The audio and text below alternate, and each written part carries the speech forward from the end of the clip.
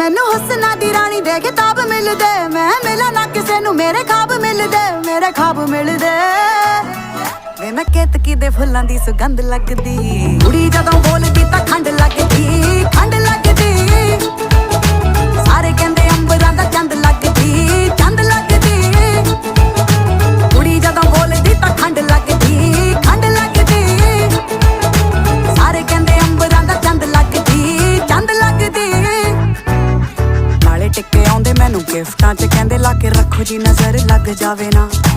ਪਰੀਆਂ ਨੂੰ ਮਾਤ ਮੇਰਾ ਹੁਸਨ ਪਾਵੇ ਜੀ ਪਾਵੇ, ਅਜੇ ਕੁੜੀ ਵਾਲਾ ਕੁਝ ਲਾਵੇ ਨਾ।